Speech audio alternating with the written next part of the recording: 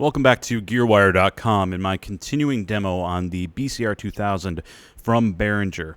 Now, something really cool about this, again, we're operating in USB mode.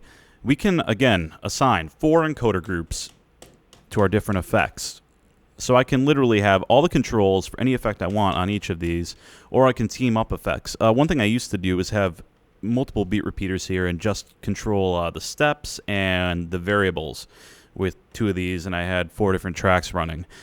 Since then, I've realized that I really don't need a beat repeater on every track. What I can do is set up a master.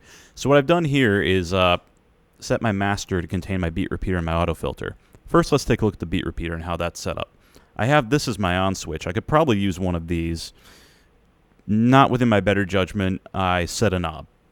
But knobs, again, do work like the buttons, so I mean it. But knobs do work like the buttons, so it's not a big deal. I'm going to play this back real quick and show you what this can do for me. So I've turned it on. Now here's something you'll run into sometimes. When 2 controls double up on each other, you'll see number 3 here has teamed up with the variable control. So I'm just going to change it up.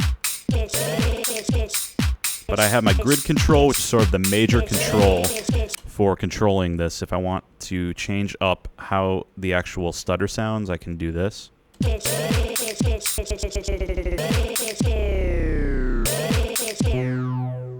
What you're hearing here, it sounds like it's turning into a synthesizer. It's actually the pitch decay. Check this out. If you want to get rid of that delay, you can take the offset back. If I go over here, start it right at the beginning.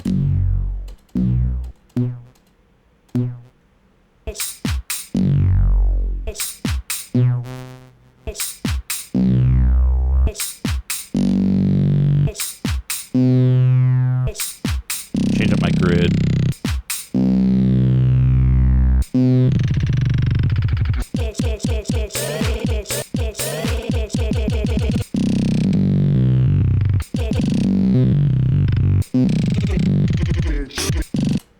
Now if you change the pitch, you can actually make it change what the pitch is coming off of that decay.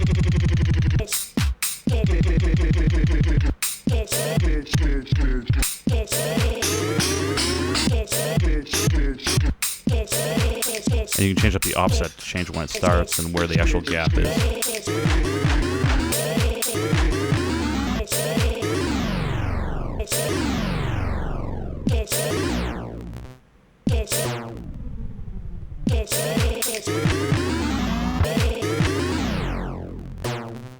And I can change up the variation to change the actual pattern of that.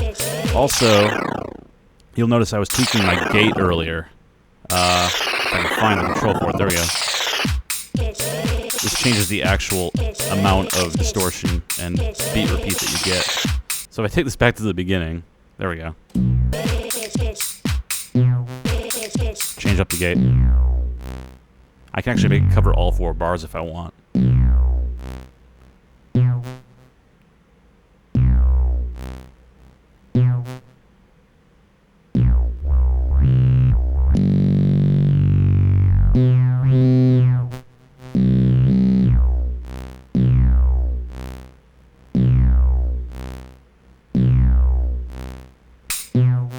And then you can open it up at the very end.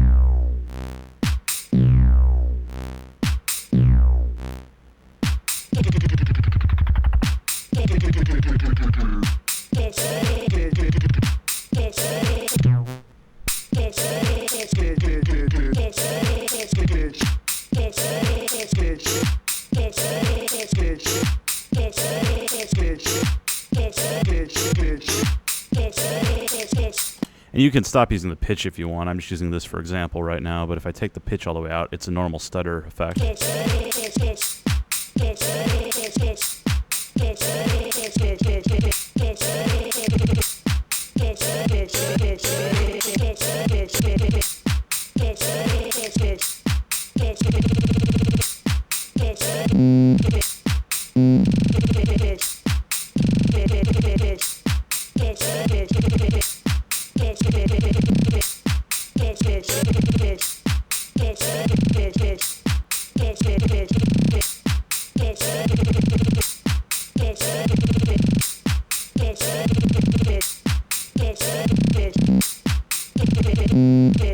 Moving on to the auto filter effect, we hit filters, and again, I have this as my on switch. Move this over, and you can see how this works. This is a lot simpler than the beat repeater. The beat repeater just has a lot of really cool options that you can utilize. Basic low pass filter, resonance, filter cutoff. We can also set our high pass and low pass filters or set to a band pass. Let's see if I have that set right now. I can either go through here.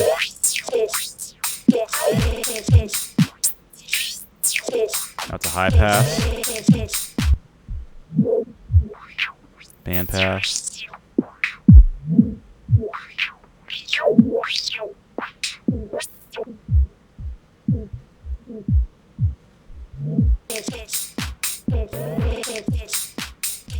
Move back to my low pass since I tend to use this one the most.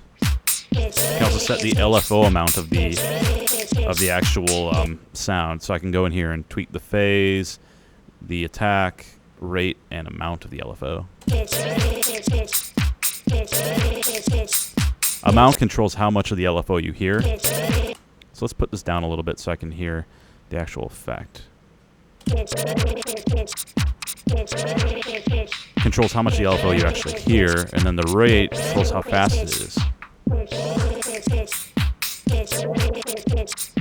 And again, you can change the shape of that as well, so I can make that a square wave if I want.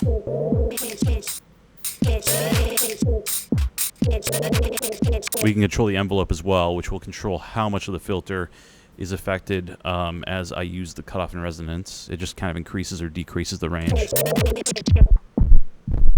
Hear how bassy that gets? But if I take it up, it's a lot less bassy. Let's turn off the LFO real quick to get a better idea of what that's going to sound like. I'll turn the envelope down.